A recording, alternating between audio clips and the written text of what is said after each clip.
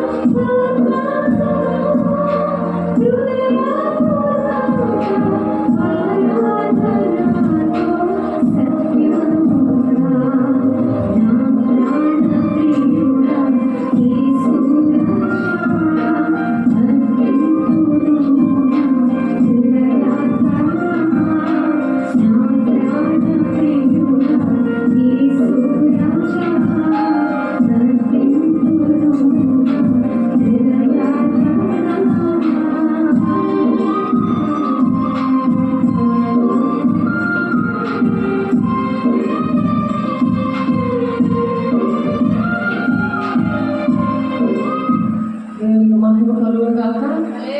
మొదటి దశలోనికే పత్రిక చూద్దాము. మొదటి దశలోనికే పత్రిక చూడండి, తీయండి. అందరూ దేవుని నామాన్ని మహిమపరుచుకున్నాము.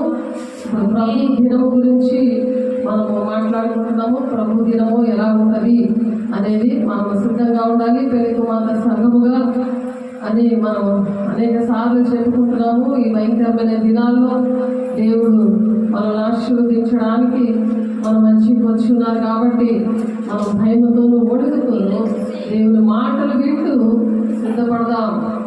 మొదటి దశలోనికే పత్రిక, మొదటి దశలోనికే పత్రిక చూడండి, 5వ అధ్యాయము 1, 2, 3 వచనాలు చదువుకుందాము. సహోదరులారా, ఆ కాలమును గూర్చి ఆ సమయములను గూర్చి మీకు వ్రాయనక్కరలేదు. ఆ సమయం అంటే ప్రభు దినం అన్నమాట. మరి పౌలు గారు దశలోనికే సంఘానికి చెప్తా మరి ఏమంటున్నారంటే, దేవుని రాకడ, రహస్య రాకడ ఎలా వస్తుందంటే, రాత్రి వేళ దొంగ ఎలాగ వచ్చునో అలాగే ప్రభు దినము వచ్చినని మీకు బాగుగా తెలియదు. ఎందుకంటే రోజు మనం చెప్పుకుంటున్నాం కదా, ప్రభు రాకడ కోసము, రహస్య రాకడ కోసము మనం పరిశుద్ధంగా ఉండి పెళ్లి కుమార్తె సంఘముగా మన అపోస్తలులు 20:28లో ఆయన రక్తం ఇచ్చి కొనుక్కున్న సంఘము మరి ఆ సంఘాన్ని మరి కాచి మరి అది కాపుదలతో ఉంచి వాళ్ళు సిద్ధపరచడానికి దేవుడు తన సేవకులు పుట్టించారని కూడా మనం మాట్లాడుతున్నాం. తన సేవకులు, దేవుడు సేవకులు పుట్టించారు. మరి అలాగా సిద్ధపడకపోతే మరి హర్మ యుద్ధము జరుగుతుంది. మరి విడవబడిన వారు అందులో ఉంటారు. మరి అందులో చాలా నష్టాలు, మహాశ్రమల కాలం ఉంటుంది, చాలా నష్టాలు. మనం ఈ భూలోకంలో ఎవరి కోసం ప్రయాసపడి మనం వినకుండా పారిపోయామనుకో అక్కడ దొరికిపోతాం. కాబట్టి ఆ దొంగ వలే వస్తుందట. అపోస్తలుల 3వ అధ్యాయము 26వ వచనంలో ఏం చెప్తున్నారు? దేవుడు తన సేవకులను పుట్టించి మీలో ప్రతి వారిని వారి దుష్టత్వం నుండి మళ్లించడం వల్ల మిమ్మల్ని ఆశీర్వదించుటకు ఆయన మొదట మీ అద్దకు పంపాను. సేవకుల్ని అందుకని దేవుడు మీ దగ్గరకు పంపించారు కాబట్టి సేవకులు మిమ్మల్ని సిద్ధపరచడానికి వచ్చినప్పుడు మీరు పారిపోతే మరి మహాశ్రమల కాలంలో, భయంకరమైన శ్రమల్లో మరి అక్కడ ఆ యుద్ధంలో అంటే 3వ ప్రపంచ యుద్ధం, అదేంటంటే యుద్ధం, ఆ 3వ ప్రపంచ యుద్ధము, ఆ సూచనలు అవన్నీ కూడా మనం వింటున్నాం, చూస్తున్నాం. అప్పుడు ఎవరైతే సిద్ధపడతారో వాళ్ళ విషయంలో దొంగలాగా దేవుడు రాడు. అంటే సిద్ధంగా ఉన్నాం కాబట్టి మనం ఎదురు చూపులు. యెషయా 40:31 వచనంలో మరి యెహోవా కొరకు ఎదురు చూచువారు నూతన బలం పొందుకుంటారు, మరి రెక్కలు చాచి ఎగురుతారు, అలాగే పరిగెడతారు, సమస్యలకు నడిచిపోతారు. అలా నడిచిపోతారు. దేవుడు మాటలు వింటారు. దేవుడు మీకోసము సేవకులు పుట్టించారు కాబట్టి అపోస్తలుల 3:26లో మనం పాస్టర్స్ డే రోజు మనం చెప్తున్నాము.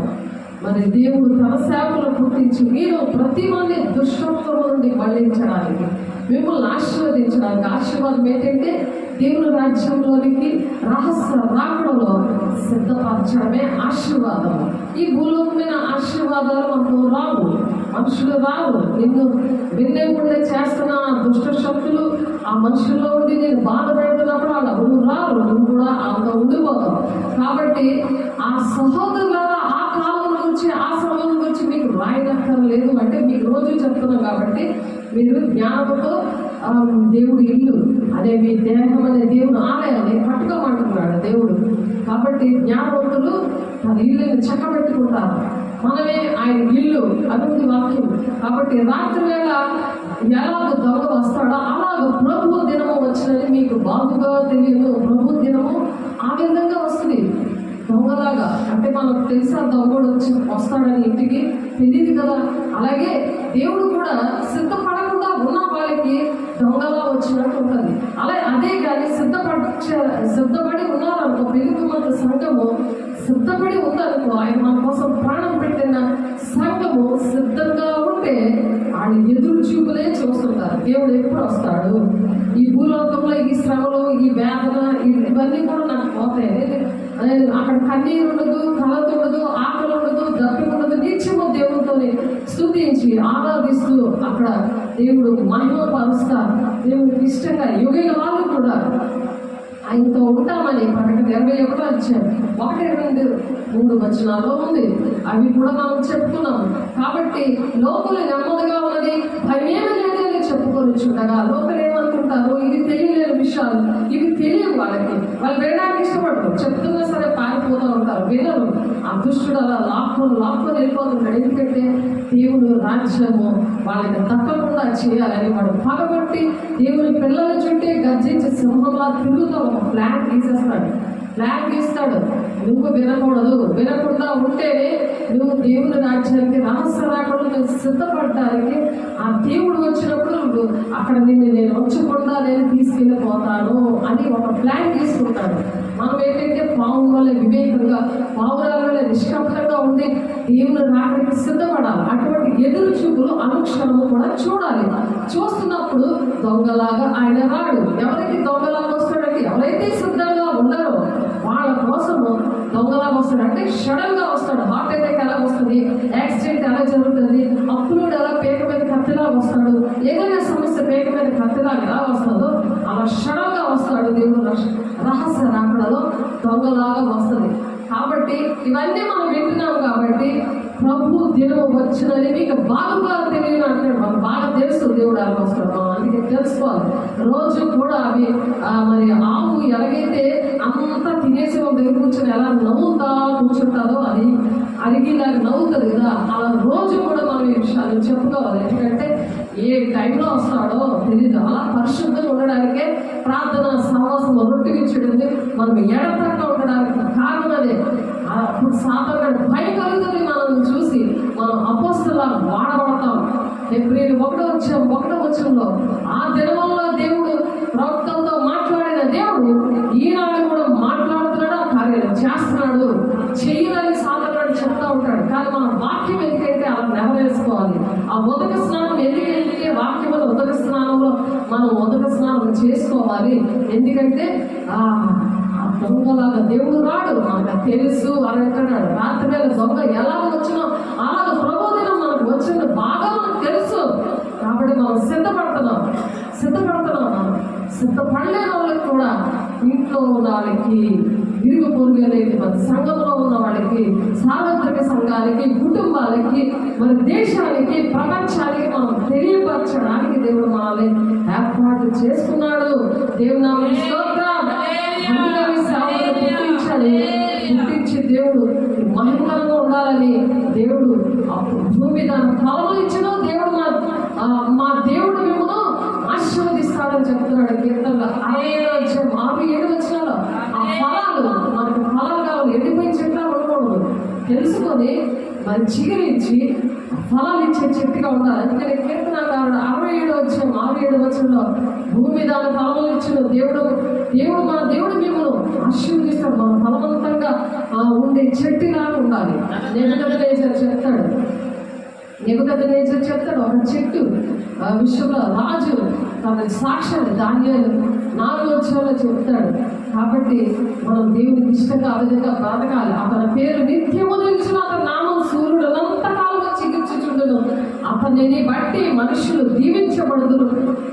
అన్యజనులందరూ అతను ధన్యుడని చెప్పుకుంటారు. అది దేవుడు మనకు ఇచ్చిన జీవితం. నిత్యము కూడా అతని పేరు, మన పేరులు నిత్యము కూడా నిలబడతాయి భూలోకంలో, దేవుని రాజ్యంలో. హెబ్రీయులు 11:4 మృతి పొంది కూడా సాక్షిగా ఉన్నాడు కదా హెబెలు. ఆ విధంగా మనము సాక్షిగా ఉంటామన్నమాట. సాతానుడు ప్లాన్ చేస్తే ఆ ప్లాన్ని చెదగొడతాం అనమాట. మనం చెదగొట్టి అనుదినం అయ్యో 1 గంటకు వస్తాడో, 2కి వస్తాడో, మధ్యాహ్నం వచ్చేస్తాడో అని మనం ఎప్పుడు పరిశుద్ధాత్మతో నింపబడుతూ ఉన్నప్పుడు వాక్యం అర్థమవుతుంది, లేకపోతే వాక్యం అర్థమవుతుంది. కాబట్టి సహోదరులారా, దినం దొంగలే మీ మీదకి వచ్చినప్పుడు మీరు చీకటిలో ఉన్నవారు కాదు. చీకటిలో ఉంటే చీకటిగాడుతూ ఉంటారు. మీరు చీకటిగాడు చెప్తున్నవన్నీ వినుకొని తందన పడతారు, ఎంత పాపు ఉప్పుని వెళ్ళిపోతారు. అలా పనుల్లో పెడతారు, అలా బిజీలో పెడతారు. సహోదరులారా, ఆ దినము దొంగలే మీ మధ్యకి వచ్చినప్పుడు వచ్చుటకు మీరు చీకట్లో ఉన్నవారు కాదు. మీరందరూ వెలుగు సంబంధులు,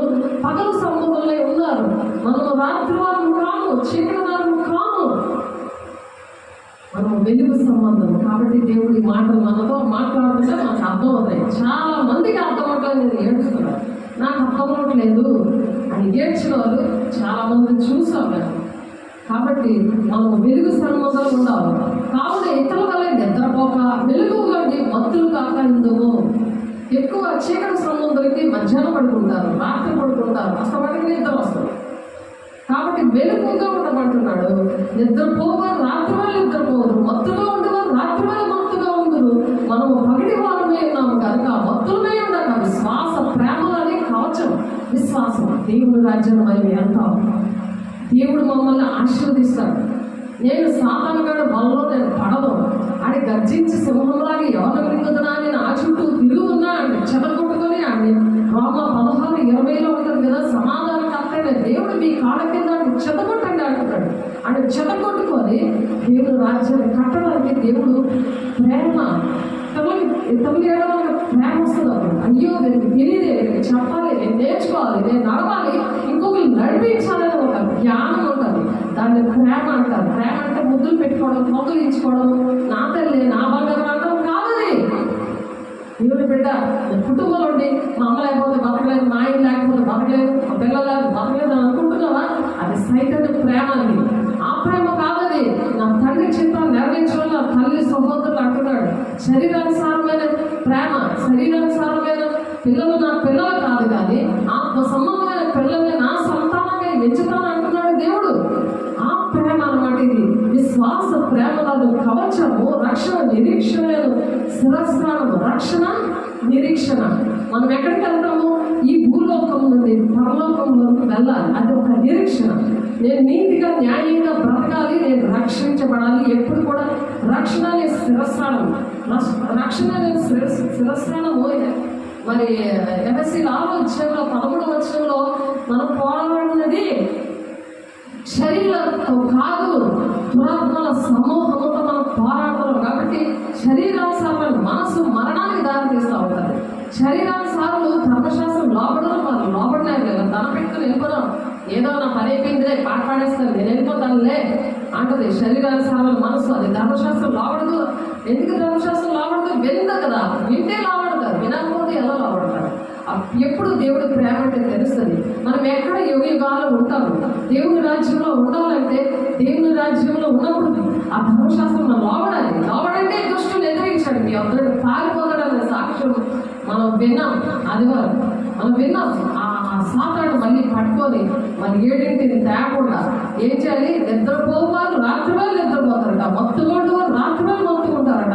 మనం పగటి వారమే ఉన్నాం కనుక మత్తుల మీదగా విశ్వాస ప్రేమలను కవచం, రక్షణ, నిరీక్షణని శిరస్నానం ధరించుకోవాలంట. ఎందుకనగా మన ప్రభువైన యేసుక్రీస్తు ద్వారా రక్షణ పొందుటకే దేవుడు మనల్ని నియమించడు కానీ ఉగ్రత పాలు అవడానికి మనల్ని నియమించలేదు. ఉగ్రత పాలు మనం అవడానికి దేవుడు నియమించలేదు. ఎప్పుడైతే వాక్యానుసారంగా నడవకపోతే హర్మగెద్దోను యుద్ధము అంటే మూడవ ప్రపంచ యుద్ధం అని చెప్తున్నారు కదా, అది ఆ మూడవ ప్రపంచ యుద్ధం వచ్చినప్పుడు మరి చాలా శ్రమలు వస్తాయి. అది ప్రకటన 13:1-2 ఉంటుంది కదా. భూమి మీద ఉన్న ఒక క్రూరముఖం, భూమి మీద ఒక క్రూరముఖం ఉంది. మరి చూడండి, భూమి మీద ప్రకటన 3:13 ఎవరైతే ఉగ్రత అంటే ఏంటో మనం చూద్దాం. ఇక హర్మగెద్దోను యుద్ధము వచ్చినప్పుడు మరి అక్కడ ఆ క్రూరముఖం వస్తుంది. ప్రకటన 13:1, 1-2-3 మరియు 10 కొమ్ములను 7 తలలు గల ఒక క్రూరముఖము సముద్రంలో నుండి పైకి వచ్చిన చూచితిని. దాని కొమ్ముల మీద 10 కిరీటములను, దాని తల్ల మీద దేవదూషణకరమైన పేర్లు ఉన్నాయి. దేవదూషణకరమైన పేర్లు ఉన్నాయి. అది ఏంటంటే అది సముద్రం నుండి బయటికి వచ్చింది. అదేంటంటే అంత్యక్రీస్తు. అంటే అంత్యక్రీస్తు అదే దేవుడి యొక్క ఉగ్రత. ఉగ్రత అనేది మన ఉగ్రత పాత్రలు కుమ్మరించబడతాయి అని ఉంది వాక్యం. ప్రకటన 19 ఉంది, ప్రకటన 6 ఉంది, 6:10 ఉంది. ఆ ముద్రలు 4 గుర్రాలు, మరి 7 ఏడు మరి ఉగ్రత పాత్రలు ఇవన్నీ కూడా ఆ ఉగ్రతకి సంబంధించినవి అన్నమాట. బయటికి వచ్చి అక్కడ మృగం ఏం చేస్తుందంటే అంత్యక్రీస్తు వచ్చినప్పుడు 3.5 సంవత్సరాలది బాగానే ఉన్నది, 3.5 మామూలు శ్రమలు దేవుడికి ఇష్టంగా నేను శాంతినిస్తాను అని చెప్పి మొత్తం ప్రపంచాలంతటినీ కూడా శాంతి నేను ఇస్తానని వచ్చి కూర్చుంటాడు. మరి యెరూషలేం మందిరంలో మరి వీడుబడిన వారేంటంటే 7 ఏళ్ల శ్రమలు హర్మగెద్దోను యుద్ధంలో మరి చనిపోతారు. వాళ్ళ పక్షులు కడుపు ఆరా తింటాయి. అది ప్రకటన 19వ అధ్యాయంలో 21వ వచనంలో ఉంటుంది. అంత్యక్రీస్తు 7 సంవత్సరాల పరిపాలన కాలంలో పరిశుద్ధులు సిద్ధపడక ఉండిపోతారు. అలాగా దీన్ని ఉగ్రత అంటారు అన్నమాట. దేవుని యొక్క అలా సిద్ధపడిన వాళ్ళు హతసాక్షులు అయిపోయి మరి ప్రకటన 6:10-9 ఆ 5వ ముద్ర ఇచ్చి తిప్పినప్పుడు ఆ బలిపీఠం దగ్గర హతసాక్షులు అయిపోయి మరి నాథ మరి మాకు ఎప్పుడు ఇక్కడ నుండి విడుదల, మాకు ఎప్పుడు మాకు న్యాయం చేస్తామని హతసాక్షులు అయిపోతారు. మరి అటువంటి వారు మరి చూద్దాము. ప్రకటన 6వ అధ్యాయంలో ఉంటారు. ఇక్కడ 2వ వచనం, ప్రకటన 13వ అధ్యాయం 2వ వచనంలో నేను చూసిన మృగము చిరుతుపుల్ని పోలినది, దాని పాదములు ఎలుగు వంటి పాదముల వంటివి, దాని నోరు సింహపు నోరు వంటిది, దానికి ఆ గడసర్పము తన బలమును తన సింహాసనం గొప్ప అధికారమును ఇచ్చాను. అదేంటంటే అబద్ధ ప్రవక్త. అది మరి అంత్యక్రీస్తు ఈ సహకారంగా ఉంటారు. వీళ్ళిద్దరిని కూడా దేవుడు ఏంటంటే అగ్నిగుండం అలా బ్రతికుండగానే అగ్నిగుండంలో వేసేస్తారు. అది ప్రకటన 19వ అధ్యాయము చూస్తే 21వ వచనంలో ఉంటుంది. మరి 20వ వచనం, ప్రకటన 19వ అధ్యాయం 20వ వచనం చూద్దాం. ప్రకటన 19వ అధ్యాయము 20వ వచనంలో చూడండి, మీకోసము చదువుతున్నాను నేను, చక్కగా వినండి, రాసుకోండి. మరి దేవుని రాజ్యానికి సిద్ధపడాలి. ఆ సిద్ధపడే గుంపులో ఉన్నప్పుడు గమ్ముగానే రాదు.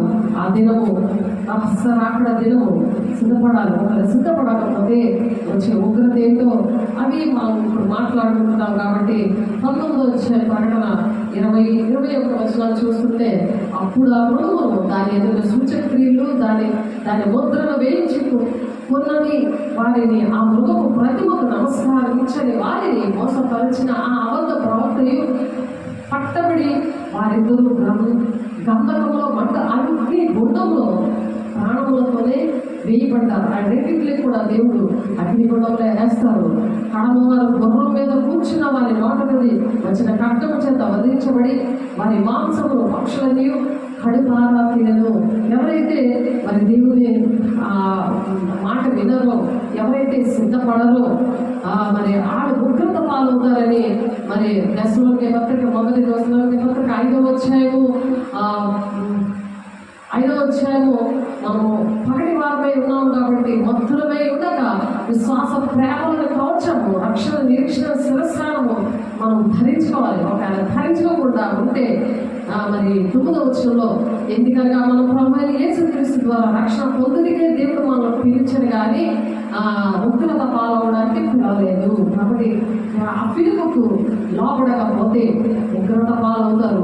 ఆ ఉగ్రత కోసమే మనం నేర్చుకుంటున్నా ఉంటాం. ఆ ఉగ్రత విషయం ఏంటంటే, కాబట్టి మీరు ఇప్పుడు ఈ కడమ వారు గుర్రం మీద కూర్చున్న వారి నోట నుండి వచ్చిన ఖడ్గము చేత వధించబడి వారి మాంసములు పక్షులు కడుపారా తింటారనమాట.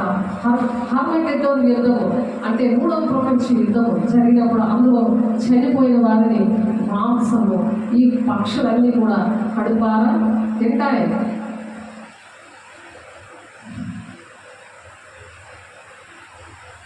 మరి ఇంకా ఏం జరుగుతుందంటే, మరి యోహాన్ గారు బాప్టిస్ట్ నుంచి యోహాన్ గారు మరి ఓల్డ్ టెస్టమెంట్లో ఉన్న భక్తులు వీళ్ళందరూ కూడా స్నేహితుల్లా ఉంటారు.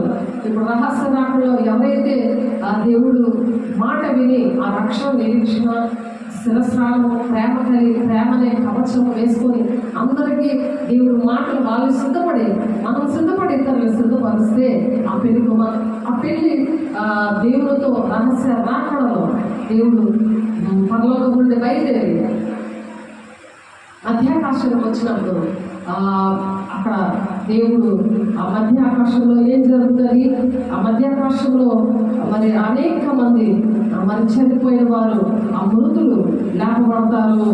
ఆ లేపబడి అది ఆ వాక్యం ఎక్కడ ఉందంటే 2వ దశలోనికే పత్రిక చూడండి, 2వ దశలోనికే పత్రిక చూడండి. ఆ మధ్య ఆకాశంలో రహస్య రాకడలో ఎత్తబడినప్పుడు ఏం జరుగుతుందంటే 2వ దశలోనికే పత్రిక 2వ అధ్యాయము 3వ వచనంలో ఉందన్నమాట. మొదట భ్రష్టత్వం సంభవించి నాశన పాత్రకు పాప పురుషుడు బయలుపడితేనే కానీ ఆ దినము రాదు. ప్రభు దినం అనేది, ఆ రహస్య రాకడ అనేది ఎప్పుడైతే ఈ అంత్యక్రీస్తు ప్రకటన 13 వచ్చిన 1:1లోని 2లోని అబద్ధ ప్రవక్త మరి అంత్యక్రీస్తు ఉన్నారు. వాళ్ళిద్దరిని వాళ్ళు ఎప్పుడు వస్తారంటే మొదట భ్రష్టత్వం సంభవిస్తుంది. భ్రష్టత్వం అంటే మరి భయమేమీ లేదు. లోకులు ఏంటనుకుంటున్నారు, భయమేమీ లేదు, దేవుడు అదే వాళ్ళు మత్తుగా పడుకొని ఉంటారు. అది ఇందాక చదువుకున్నాము. అటువంటి వారికి ఆ ఉగ్రత అనేది వస్తుందని దాని విషయాలు కూడా మనం చెప్పుకున్నాము. అయితే అటువంటి భ్రష్టత్వం సంభవించి నాశన పాత్రకు పాప పురుషుడు బయలుపడితేనే కానీ ఆ దినము రాదు. ఏది దేవుడు అనబడదో, ఏది పూజించబడదో దాన్ని అంతటినీ ఎదిరించు, దానికంతటినీ పైగా వాడు తను తానే హెచ్చించుకొనొచ్చు, తాను దేవుడని తను కనపరుచుకొనొచ్చు. దేవుని ఆలయంలో వాడు కూర్చుంటాడు కనుక ఏ విధముగా నేను ఎవడను మిమ్మల్ని మోసపరచనీయకుడి. కాబట్టి ఇవన్నీ తెలిసినప్పుడు మరి ఎత్తబడిన గుంపులో మనము ఉంటాం. ఆ భ్రష్టాత్వం సంభవించక ముందే దేవుడు మనల్ని కనుల పాటలో దేవుడు మనల్ని తీసుకెళ్ళిపోతాడు. కాబట్టి ప్రకటన 13వ అధ్యాయము 7వ వచనంలో మరి పరిశుద్ధులతో యుద్ధము చేయడం వాడికి అధికారం ఇవ్వబడుతుంది.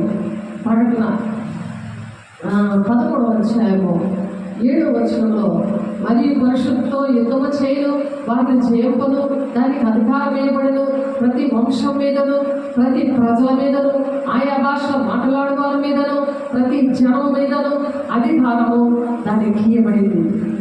భూనివాసులందరూ అనగా జగదుత్పత్తి మొదలుకొని వధింపబడిన గొర్రెపిల్ల యొక్క జీవ గ్రంథము ఎవరి పేరు రాయబడలేదో వారు మృగమునకు నమస్కారం చేయుదురు.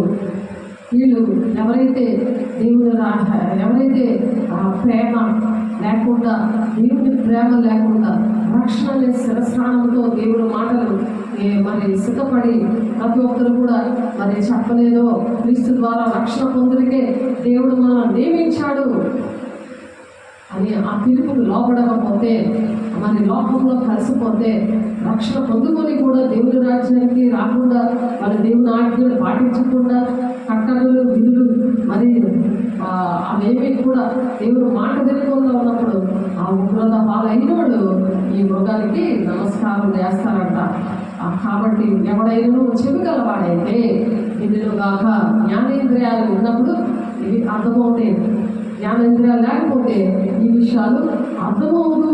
కాబట్టి సహోదరుల మేము నీకు బోధించినది ఏమనగా, మొదటి దేశంలో పత్రిక 5వ అధ్యాయము 14వ వచనం మనం ఏం బోధిస్తున్నామంటే, మరి పౌలు గారు దశలోనికి సంఘానికి బోధించినట్టుగా ఇంకో గ్లోరీ కోసం చర్చికి దేవుడు ఈరోజు బోధిస్తా ఉన్నాడు. ఏంటంటే, సహోదరులారా మేము మీకు బోధించినది ఏమనగా అక్రమంగా నడుచుకుని వారికి బుద్ధి చెబుడి, ధైర్యం చెడిన వారికి ధైర్యపరచుడి, వాళ్ళ ఎదులకు ఊతనీయుడి, అందరి ఎదుల దీర్ఘశాంతం గలవారే ఉండి.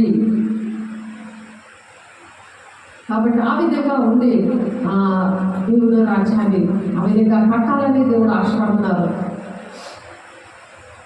కాబట్టి అలాగా దేవుడు రాజ్యము కట్టాలని దేవుడు ఆశపడుతూ మరి మొదటి దశలోకి పత్రిక 4వ అధ్యాయంలో మరి దేవుడు మాట్లాడుతున్నారు. ఏంటంటే చూడండి, మీకోసం చదువుతున్నాను. మొదటి దశలోకి పత్రిక 4వ అధ్యాయము 13-18 వచనాలు. సహోదరులారా, నిరీక్షణ లేని ఇతరుల వేరే మీరు దుఃఖపడకుండా నిమిత్తము నిద్రించుచున్న వారికి గురించి మీకు తెలియకుండా నాకు ఇష్టం లేదు.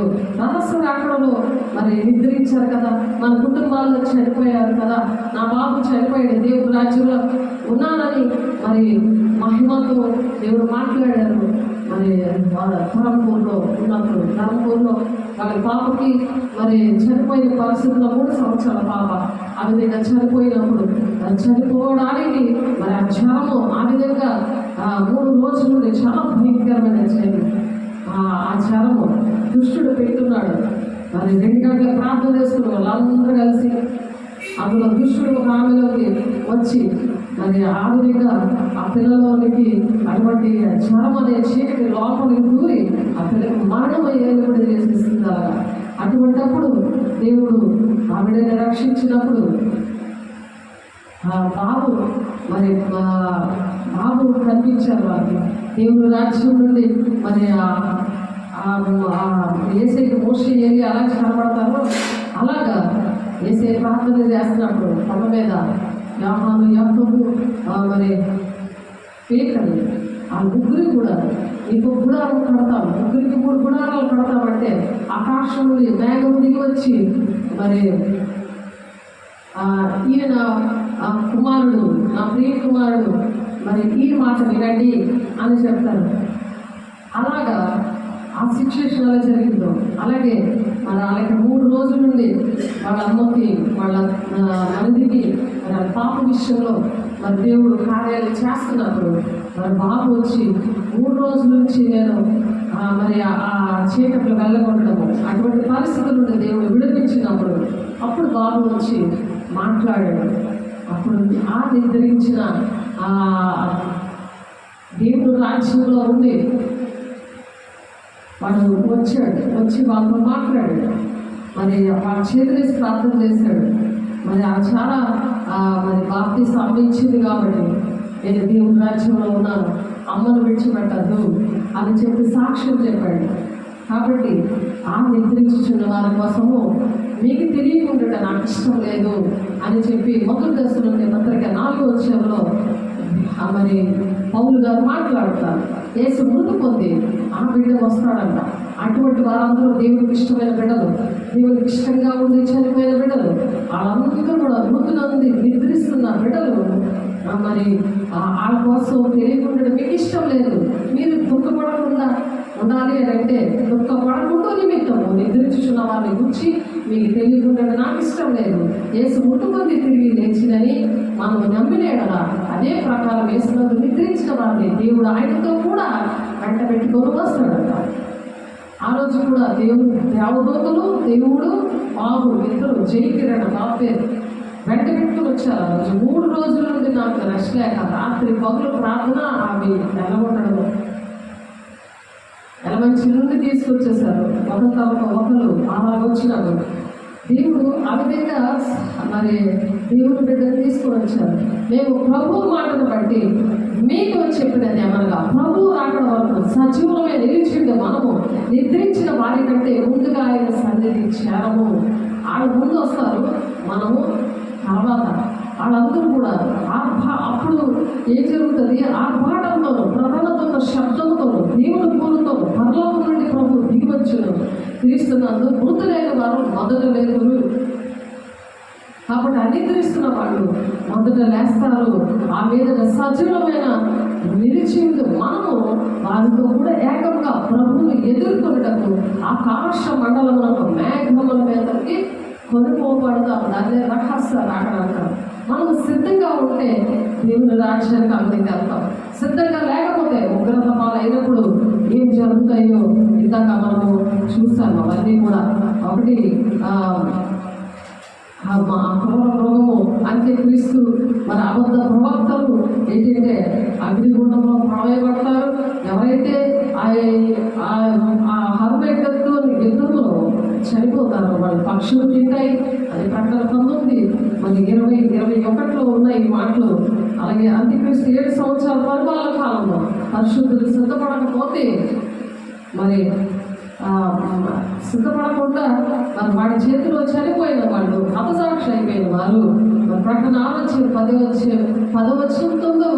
ఉంది. మరి నాథ మరి మమ్మల్ని ఎవరు రక్షిస్తారు అని చెప్పి ఆ మాట ఉన్నది. చూడండి, ప్రకటన 10:9 ఉంది. కాబట్టి ఈ మాటను చెప్పుకొని ఒకరినొకరు ఆదరించుకోండి అని ఇక్కడ చెప్తున్నారు. ఈ మాటలు మనం చెప్పుకోవాలి. చనిపోయారని, నాకు అమ్ముడు లేదని, నేను సేవ చేయలేను, దేవుడి మాట వినలేను, దేవుడు ఇలా చేశాడు, ఎలాగా నా ఇంట్లో ఇలా జరిగింది, దేవుడు నమ్ముకుంటే ఇలాగ ఉండకుండా మనం ఆదరించుకోవాలి. వాళ్ళని మనం కలుస్తాము రహస్య రాకడలో. కాబట్టి ఈ యుద్ధంలో మరి చనిపోయిన వాళ్ళు ఎలా ఉంటారు? వాళ్ళు ఆ చనిపోయిన వాళ్ళు ఎలా ఉంటారంటే, ఆ యుద్ధంలో చనిపోయి మరి ఆ అంత్యక్రీస్తు చేతిలో చనిపోయిన వాళ్ళు. ప్రకటన 6వ అధ్యాయము మరి 10-9 చూద్దాము. 9వ వచనంలో ఆయన 5వ ముద్ర విప్పినప్పుడు దేవుడు వాక్యం నిమిత్తమును తాము ఇచ్చిన సాక్ష్యం నిమిత్తమును వధింపబడిన వారి ఆత్మలను బలిపీఠంలో చూచితిని. యోహాను గారు ఈ దర్శనం చూస్తాడు. వారు నాగా సత్యస్వరికి హర్షులుగా ఎంతో తీర్పు తీర్చకై మా రక్తము నిమిత్తము భూనివాసులకు ప్రతిదిగా చేయి ముందుమని బిగ్గరగా వాళ్ళ కేకలేస్తున్నారట. తెల్లని వస్త్రము వారిలో ప్రతి వారికి ఇయ్యబడదు, మరియు వారి వలనే చంపబడబో వారి సహదాసుల యొక్క సహోదరుల యొక్క లెక్క పూర్తి యొక్క వరకు ఇంకా కొంచెం కాలము విశ్రమింపవల్లనే వారితో చంపబడేను. ఆయన 6వ ముద్రను విప్పినప్పుడు నేను చూడగా పెద్ద భూకంపము కలిగెను. సూర్యుడు కంబలి వలె నలుపాయను, చంద్రమేమో మధ్య రక్తవర్ణమాయను. పెద్ద గాలి చేత ఊగులాడు అంజూరపు చెట్టు నుండి అకాలపు కాయలు రాలినట్టు ఆకాశ నక్షత్రము భూమి మీద రాలేదు. మరియు ఆకాశ మండలము చుట్టబడిన గ్రంథము వలనే తొలగిపోయాను. ప్రతి కొండయు ప్రతి ద్వీపమును వాటి వాటి స్థానమును తప్పెను. భూరాజులను, ధనులను, సవాస్రాధిపతులను, ధనికులను, బలిష్ఠులను, ప్రతి దాసుడును, ప్రతి స్వతంత్రులను పంట గుహలలోను పంట సందులను దాగుకొని సింహాసనాసుడిగా ఉన్న వారి యొక్క గొర్రె పిల్లల యొక్క ఉగ్రత మహాద్యము వచ్చను. దానికి తాళం జాలిన వాడెవడు? మీరు మా మీద పడి ఆయన సన్నిధికి గొర్రె పిల్ల ఉగ్రతను మిమ్మల్ని మరుగు చేయి అని పర్వతములతోనూ పాండలతోనూ చెప్పుకుంటున్నారట. ఇది ఎవరైతే మాట విన్నారో ఆ ఉగ్రత దినములలో మరి కొంతమంది దేవుని దగ్గర లోబడి దేవాన్ని మాట విన్నారు. సిద్ధపడలేదు మేము, ఆ రహస్య రాకడికి మేము ఎత్తపడలేకపోయాము. కానీ మేము చనిపోతాము వీడి చేతిలో, కానీ వీడి మాట వినము. 666 ముద్ర వేయించుకోము. మరి మేము చనిపోతాము, వీడికి నమస్కారం చేయము. మాకు క్రయ విక్రయాలు చేయకపోయినా మాకు ఏమీ అవసరం లేదు, మాకు దేవుని రాజ్యం కావాలన్న వాళ్ళు సాక్షులు అయిపోతారు. అది 10-9 ఉంది. కాబట్టి ఈ శ్రమలు మహాశ్రమలు కాలము 7 ఏళ్ల శ్రమ దినాలతో అటువంటి ప్రయాసము లేకుండా సిద్ధపడాలని దేవుడు ఒకరికొకరు ఆదరకరంగా మరి చెప్పండి అని చెప్తున్నారు. సహోదరులారా, మీకు బోధించినది ఏమనగా అక్రమంగా నడుచుకున్న వారికి బుద్ధి చెప్పుడి, ధైర్యం చేయని వారిని ధైర్యపరచుడి, బలహీనులకు ఊతనీయుడి, అందరిడల దీర్ఘ శాంతం గలవారేయుడి, ఎవడు కీడును ప్రతి కీడు ఎవరికైనా చేయకుండా చూచుకుని మీరు ఒకరి ఎడల ఒకడు మనుషులందరి ఎడలను ఎల్లప్పుడూ మేలైన దాన్ని అనుసరించి నడుచుకుని. మతం కులం జ్ఞానం లేదు, ఇక్కడ మనుషులు పెట్టుకున్నవి ఇవన్నీ. కాబట్టి శాంతి సమాధానం అనే ఆయా ఉండాలి అనే దేవుడు ఆశపడి, దేవుడు అందరూ దుష్టుడు ఆలోచనలు చెప్పి నడవకుండా, పాపుల మార్గం నిలవకుండా, అపహాస్యకలు వచ్చిన చోట కూర్చుండకుండా దేవుని ధర్మశాస్త్రముందు ఆనందిస్తూ దివారాత్రులు ధ్యానించేవాడు ధన్యుడు అన్నాడు. ఈ ధన్యత్వం ఏంటంటే రహస్య రాకడలో మనం ఎత్తపడడం. ఈ మాటలు అలా నెమర వేసుకుంటూ దేవుని కోసం ఎదురు చూడాలి. ఇక్కడ 3.5 సంవత్సరాలు అయిపోయాక మళ్ళీ 3.5 సంవత్సరాలు 7 ఏళ్ల శ్రమ దినాల్లో 3.5 సంవత్సరాలు ఒకలాగా శ్రమ ఉంటుంది. కానీ 3.5 సంవత్సరాలు మహాశ్రమలు ఉంటాయి. ఇశ్రాయేలు మరి అప్పుడు తెలుస్తుంది అంత్యక్రీస్తు వీడు మా దేవుడు కాదు, నేనే దేవుడిని కూర్చుంటాడు. ఇందాక చదువుకున్న మొదటి దశలోని పత్రిక 4వ అధ్యాయంలో మహా అద్భుతకార్యాలు చేస్తాడని. మరి 4, 9, 12 వచనాల్లో ఉంటుంది. మోసపుచ్చే ఆత్మలు మనుషులకి ఇస్తారు. అనుకూలం కాని పట్టణాలు అవసరంగా చేస్తాడు. నేనే దేవుడు అనే విషయం మందిరంలో కూర్చుంటాడు. కూర్చున్నప్పుడు ఆ మహాశ్రమలు ఇవన్నీ కూడా జరుగుతున్నప్పుడు అక్కడ ఆ గొర్రె అన్యులు మరి వాళ్ళు పారిపోతున్నప్పుడు, ఇశ్రాయేలు పారిపోతున్నప్పుడు మరి అన్యులు సహాయం చేస్తారు. మరి అంత్యక్రీస్తు వాడిని చంపడానికి బయలుదేరతాడు. మరి వాళ్ళందరినీ కూడా చంపినప్పుడు మరి వీళ్ళు మరి జైలు పాలైపోయినా లేకపోతే వాళ్ళ వస్త్రాలు కానీ వాళ్ళకి ఆహారం కానీ వాళ్ళ దాహము ఏ విషయాల్లో అయినా సరే అక్కడ అన్యజనులు మరి అక్కడ సహాయం చేస్తారు. అది మత్తయి 25వ అధ్యాయంలో ఉంటుంది. దేవుడు నా బిడ్డలకి మీరు ఇచ్చారు అని చెప్పి మేకల్ని గొర్రెల్ని వేరు చేస్తాడు. ఈ వీరిలో ఒక్కరికి మీరు చేసినట్లే నాకు చేసినట్లే అని చెప్తా ఉంటాడు. కాబట్టి ఈ పడతలో మరి తర్వాత పడతలో దేవదూతలు ఉంటారు. లూసిఫర్తో 1/3 వంతు పడతలో పెట్టిన దేవదూతలు ఉంటారు. కోట్ల మంది కూడా ఆ పాతాళ లోకంలో అనేకమైన అరల్లో ఒక అరలో బంధించబడి ఉంటారు. ఆ బంధించబడిన వాళ్ళందరినీ కూడా 7 శ్రమ దినాల్లో వాళ్ళందరినీ అగ్నిగుండంలో వేస్తాడు. ముందు దేవుడు అంత్యక్రీస్తుని అబద్ధ ప్రవక్తని ఆ అగ్నిగుండంలో వేశాడు.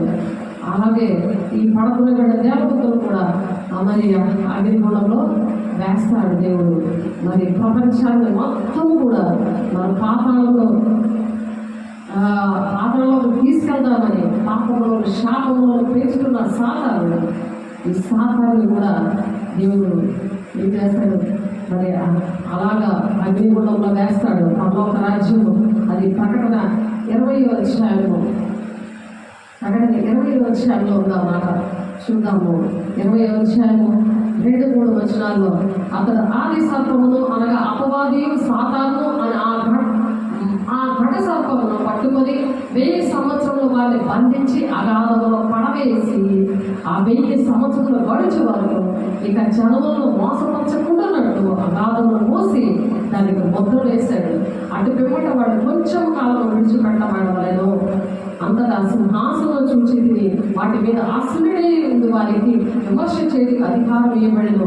మరియు క్రూరముఖమునకైనను దాని ప్రతిమనకైనను నమస్కారం చేయక తన నొసల యందు గాని చేతుల యందు గాని ముద్ర వేయించి కొనని వారిని యేసు విషయమే తామిచ్చిన సాక్ష్యము నిమిత్తము దేవుని వాక్యము నిమిత్తము శిరశ్ఛేదనము చేయబడిన వారి ఆత్మలను చూచి తిని వారు బ్రతికిన వారే 1000 సంవత్సరముల క్రీస్తుతో కూడా రాజ్యము చేసేది.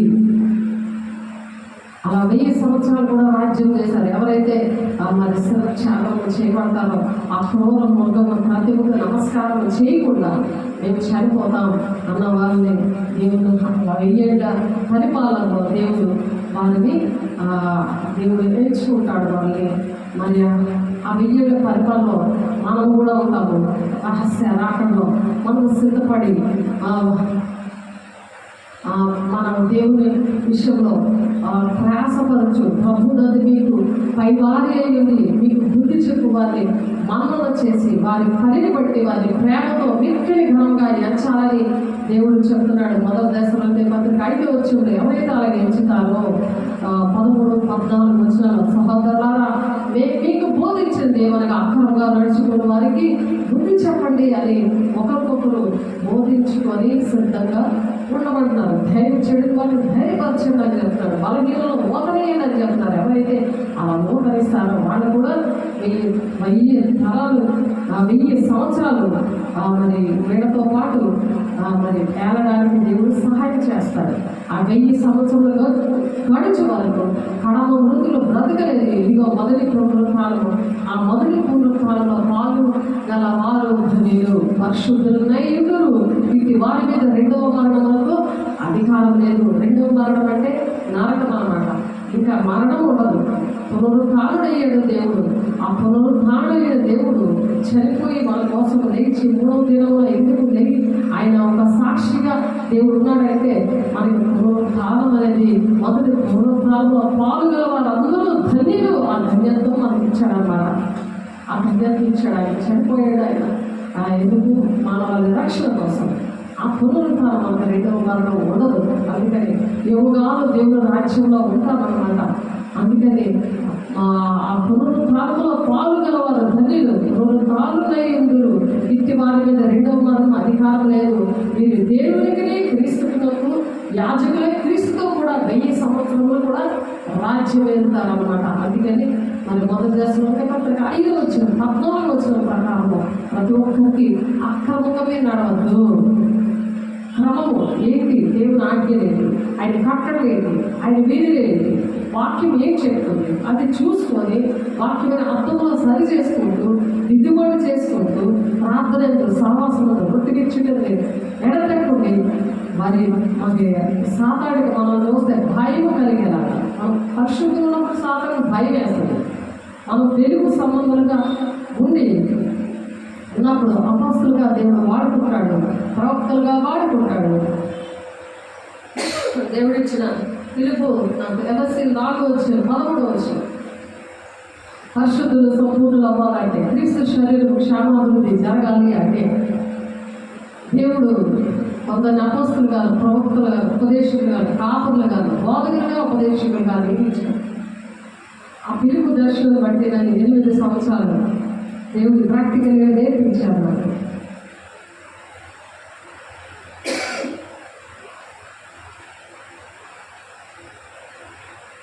అలాగ నేర్పించి భక్తి అర్థం కావట్లేదు దేవా అని దేవుడి దగ్గర ఏడ్చి నా జీవితం అంకితం చేస్తున్నాను.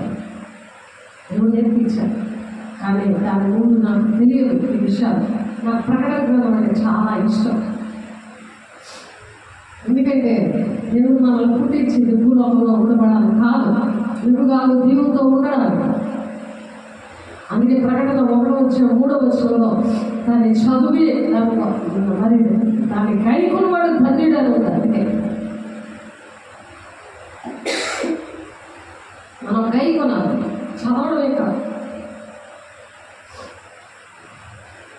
1000 సంవత్సరాలు గడిచిన తర్వాత సాతాను తానున్న చెరలో నుండి విడిపించబడను.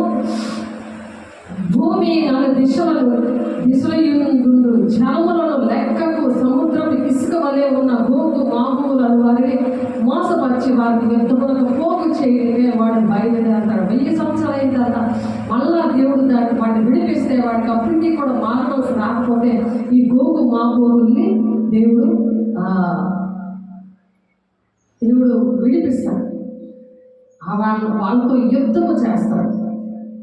కాబట్టి వారు భూమి అంతటా వ్యాపించి పరిశుద్ధుల శిబిరమును ప్రియమైన పట్టణమును ముట్టడి వేయగా పరలోకము నుండి దేవుని యొద్ద నుండి దాని పరలోకము నుండి వారు భూమి అంతటా వ్యాపించి పరిశుద్ధుల శిబిరమును ప్రియమైన పట్టణమును ముట్టడి వేయగా పరలోకములో నుండి దేవుని యొద్ద నుండి అగ్ని దిగి వచ్చి వారిని దహింపజేస్తుందట. వారిని మోసపరిచిన అపవాది అగ్ని గంధకముల గల గుండములో పడవేయబడను. అచ్చట ఆ క్రూరములు అబద్ధ ప్రవక్తయు ఉన్నారు. వారి యుగయుగులు రాత్రి బొమ్మలు కూడా బాధించబడతారట. కాబట్టి ఇవి దేవుడు ఈ మాటలన్నీ కూడా మనకి బయలుపరిచారు. ఆ బయలుపరచడం బట్టి మనకేంటి అర్థమవుతుందంటే అంత్య దినముల్లో అపహాసకులు అపహాసించుచు వచ్చి తమ స్వకీయ దురక్ష చొప్పున నడుచుకుంటూ ఉంటారంట.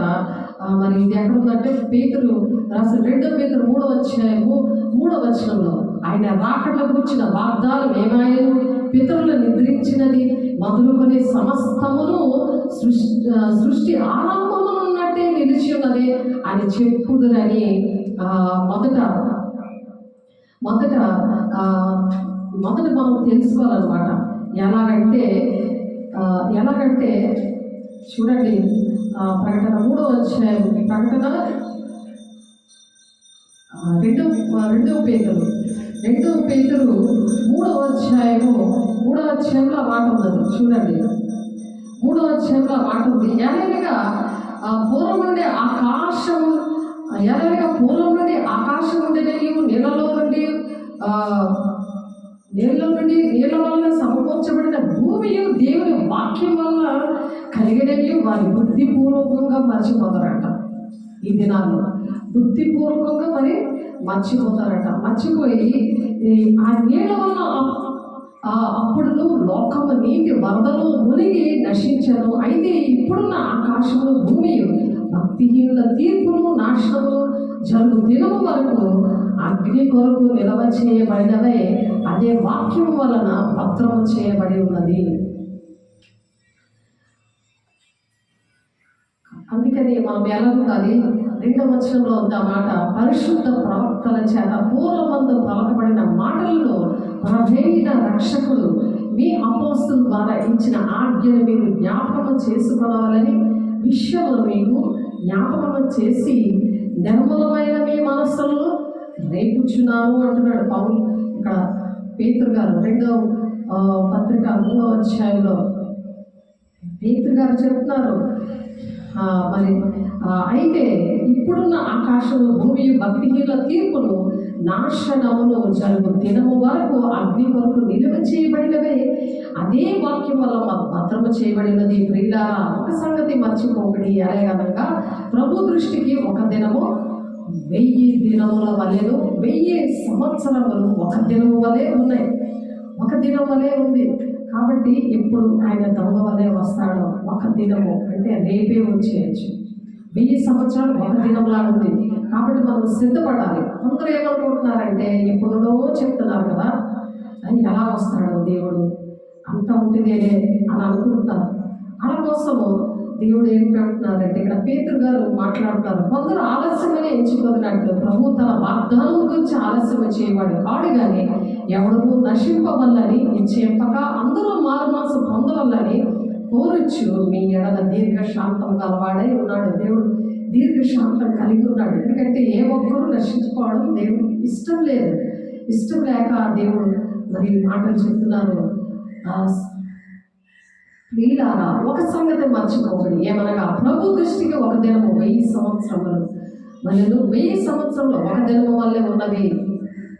కాబట్టి అందరూ ఏమనుకుంటున్నారు? ఆలస్యం నేర్చుకుంటున్నారు. ప్రభు దినము, ప్రభు తన వాగ్దానం గురించి ఆలస్యం చేయడం కాదు. వాగ్దానం ఇచ్చాడు, ఆయన రక్తం ఇచ్చి కొనుక్కొని మనల్ని సంఘాన్ని అపోస్తులు 28 ప్రకారం సంఘాన్ని రక్తం ఇచ్చి కొనుక్కొని ఆయన వాగ్దానం ఇచ్చాడు ఏంటంటే ఆయనతో యుగగాలం ఉండాలని. ప్రకటన 21:3 ప్రకారము ఆయనతో యుగగాలం మనం ఉండాలని దేవుడు ఆశపడి ఈ మాటలు చెప్తున్నారు. కొందరు ఆలస్యం ఎంచుకున్నట్లు ప్రభు తన వాగ్దానం గురించి ఆలస్యం చేయడం కాడు, కానీ ఎవడనూ నశింపవల్లని ఇచ్చేపక అందరూ మారుమనసు పొందవాలని కోరచ్చు మీ ఎడల దీర్ఘశాంతం గలవాడై ఉన్నాడు.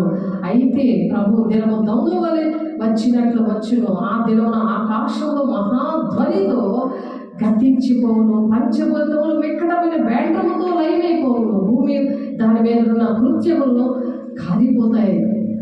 కాబట్టి ఇవన్నీ వీటిలో లయమైపోవును గనుక ఆకాశంలో రవులు కొన్ని లయమైపోవునట్టు, పంచభూతలు మహావేంద్రముతో కరిగిపోవునట్టు దేవుడు దినము రాకడ కొరకు కనిపెట్టించు, దాన్ని ఆశతో అపేక్షించు. మీరు పరిశుద్ధమైన ప్రవర్తనతోనూ భక్తితోనూ ఎంతో జాగ్రత్త గలవారై మీరు ఉండాలి అని దేవుడు ఈరోజు హెచ్చరిక చేస్తున్నాడు ప్రేమతో. అయినను మనం ఆయన వాగ్దానం బట్టి కొత్త ఆకాశము కొరకును కొత్త భూమి కొరకును కనిపెట్టించున్నాము, వాటి యొక్క నీతి నివసించును. అక్కడ మనకి ఏడుపు కానీ మరి వేదన కానీ దుఃఖము కానీ ఆకలి కానీ ఏమి కూడా వేయవు. అక్కడ బంగారు వీధుల్లో, బంగారు పట్టణంలో, బంగారు ఇళ్ళు మనం చేసిన కార్యాలను బట్టి దేవుడు అటువంటి ఇళ్ళు దేవుడు ఇస్తారు. ఎందుకంటే నేను స్థలము సిద్ధపరచి వెళ్ళుచున్నాను, నా తండ్రి ఇంట అనేకమైన నివాసములు గలవు, ఏరియా నీతో నేను చెప్తాను, మరి నేను స్థలము సిద్ధపరచ వెళుతున్నాను, నేనుండే స్థలంలో మీరు ఉండగలాగున మరల వచ్చి నేను మిమ్మల్ని తీసుకువెళ్తానంటాడు. మరి ఆయన మరల వస్తున్నాడు, తీసుకొని వెళ్ళడానికి మనం సిద్ధపడి ఉండాలి. దేవుని బిడ్డ ప్రియులారా, మీ కొరకు మీరు కనిపెట్టేవారు కనుక శాంతము గలవారే ఆయన దృష్టికి నిష్కలంకులుగాను నిందారహితులుగాను కనబడినట్లు జాగ్రత్త పడండి. మరియు మన ప్రభు యొక్క దీర్ఘశాంతము రక్షణార్థమైనదని ఎంచుకొనండి. అలాగే మన ప్రియ సహోదరుడైన పౌలు కూడా తనకు అనుగ్రహింపబడిన జ్ఞానము చెప్పిన మీకు రాసి ఉన్నాడు. వీటిని గూర్చి తన పత్రికలన్నింటిలో కూడా మనకు బోధించాడు. అయితే వాటి కొన్ని సంగతులు గ్రహించడానికి ఒక కష్టం కష్టమైనవి వీటిని విద్యావిహీనులు అస్థిరులైన వారు తక్కిన లేఖనములను అపార్థం చేసుకుంటారు. ఎందుకంటే పరిశుద్ధాత్మని రోజు పొందుకోలేనప్పుడు, దినదినము కూడా నూతన పరచబడలేనప్పుడు అంతరంగ పురుషుడు ఇటువంటి ప్రాబ్లమ్స్ వస్తాయి. అర్థమవువి మరి అటువంటి అర్థమూలగా ఇది చెప్పలేరు కదా, అందరికీ కూడా చెప్పలేరు కదా. మీకు బోధించింది ఏంటంటే అక్రమంగా నడుచుకోవద్దు అని బుద్ధి చెప్పలేరు, ధైర్యం చెప్పలేరు, ధైర్యపరచలేరు, బలహీనలకు బోధనివ్వలేరు. ఇటువంటి దీర్ఘశాంతం గలవారు ఎవరు కోపంతో వాళ్ళని శపించడము, వాళ్ళని విడిచిపెట్టేయడము అటువంటివి చేయకుండా దేవుడు ఏంటంటే వీరిని గురించి తన పత్రికల్లో బోధిస్తూ ఉన్నాడు. అయితే వీటిలో కొన్ని సంగతులు మరి కష్టమైందంటే వారికి అర్థం కాదు. వీటికి విద్యావిహీనులు అస్థిరులైన వారు తక్కిన లేకుండా అపార్థం చేసుకుంటూ తమ స్వకీయ నాశనం వాళ్ళు అలాగా అపార్థం చేసుకుంటారంట. కాబట్టి ప్రియులారా, మీరు ఈ సంగతులు ముందుగా తెలుసుకుని ఉన్నారు కనుక మీరు నీతి విరోధుల తప్పు బోధ వల్ల తొలగింపబడి మీకు కలిగిన స్థిర మనసును విడిచి పడిపోకుండా కాచుకొని విడి. ఇవన్నీ తెలిస్తే తప్పుడు బోధల్లో మనము వెళ్ళము. మన ప్రభువును రక్షకుడైన యేసుక్రీస్తు అనుగ్రహించే కృపయందును జ్ఞానవంతును అభివృద్ధి పొందుతూ మరి ఆయనకు ఇప్పుడును యుగాంత దినము వరకు మహిమ కలిగేలాగా మనం ఆ విధంగా ఉండగలం అన్నమాట. అలా ఉండాలని దేవుడు ఆశపడి ఈ మాటలు చెప్తున్నారు. కాబట్టి 2 పేతురు 3వ అధ్యాయంలోని మరి ఒక మాట చూద్దాము, చూసి ముగించేసుకుందాము. 2 Pétero 3వ అధ్యాయము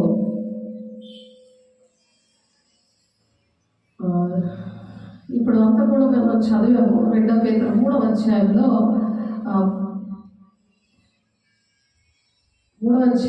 16వ వచనంలో మనము ఎలా ఉండాలి,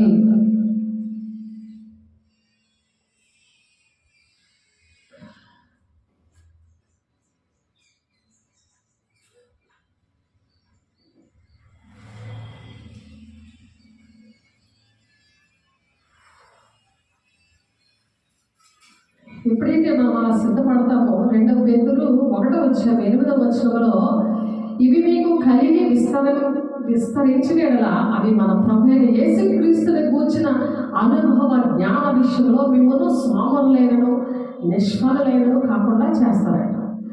మరలా ఎందుకు చేస్తాయంటే నేను మీకు ఏ సంగతులను ఆజ్ఞాపించుతున్నా వాటినన్నిటినీ గైకొనవాలని వారికి బోధించండి. ఇది గ్రేట్ కమిషన్. మరి మొత్తం 28వ అధ్యాయం 20వ వచనంలో ఇదిగో నేను యుగ సమాప్తి వరకు సదాకాలం నేను మీతో ఉంటానంటున్నాడు. దేవుడితో మనం ఉండాలంటే ఆ విధంగా ఉండాలి. అయితే నా నామమందు భయభక్తులు కలవాలని మీకు నీతి సూర్యుడు ఉదయించును, అతని రెక్కలు ఆరోగ్యం కలుగజేయను కనుక మీరు బయలుదేరి 9 లేడి దూడల వలె గంతులు వేయినట్లు మీరు గంతులు వేసి ఇవి బోధించబడతారు. అలాగే 4:2 ఎప్పుడైతే దేవుని మాటలే మనం బోధిస్తామో దేవుడు అటు విధంగా మనకు సహాయం చేస్తారు. ఆయన చిత్తము పూర్ణముగా గ్రహించే వారినే ఉంటాము. మళ్ళీ ప్రతి సత్కార్యంలో సఫలం అవుతాము. దేవుని విషయమైన జ్ఞానమంతా అభివృద్ధి పొందుతాము. అన్ని విషయాల్లో ప్రభువుని మనం సంతోషపెడతామన్నమాట.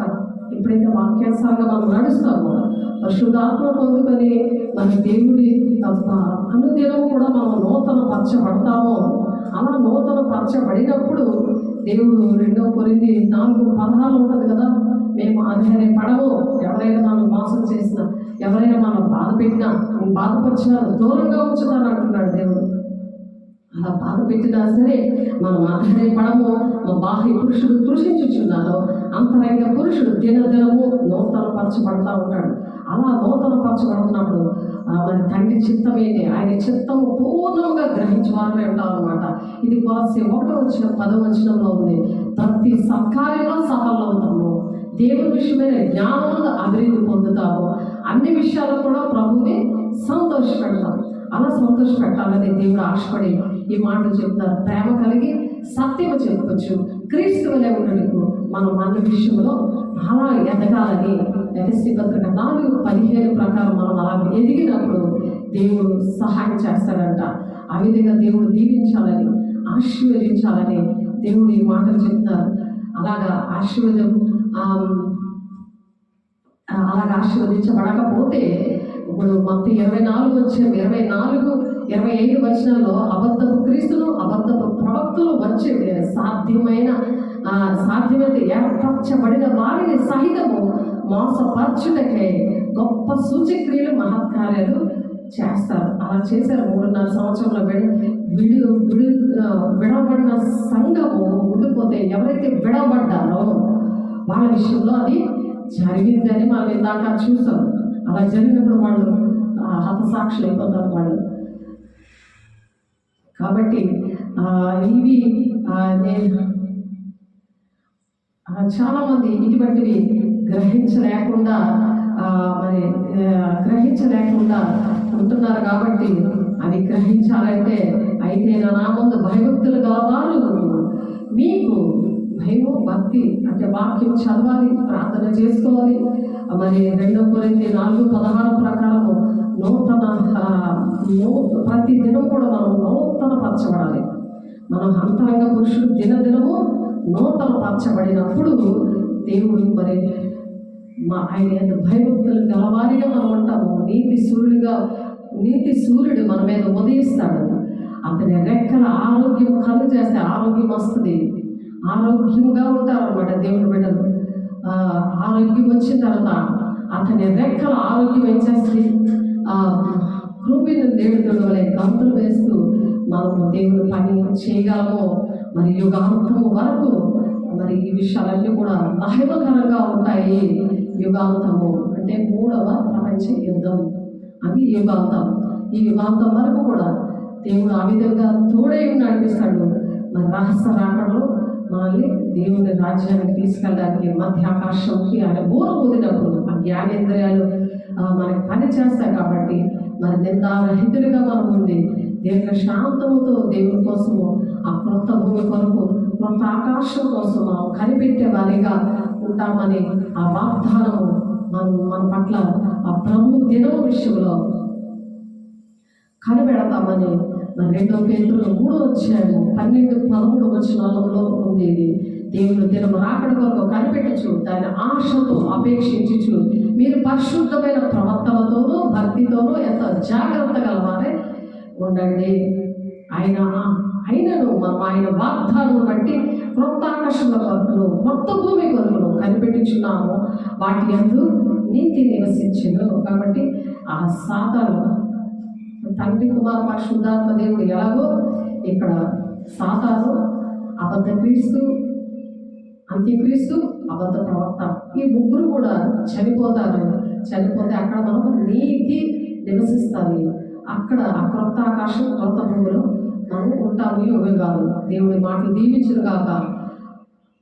ప్రార్థన చేసుకుందాము. పరిశుద్ధుడా, ప్రేమగల దేవ, మహిమగల దేవ, అభిషేక్తుడా నాయన, మీరు ఇచ్చిన మహాకృపను బట్టి నీకు స్తోత్రాలు. మహిమగల దేవ, సర్వశక్తివంతుడా, కృప చూపుటి ఐశ్వర్యవంతుడా, ఏమీ తెలియని మాకు నా తండ్రి అయ్యా, నీ మాటలను మాకు బోధించావు నాయన, నీ కృప మమ్మల్ని భద్రపరిచావు నాయన.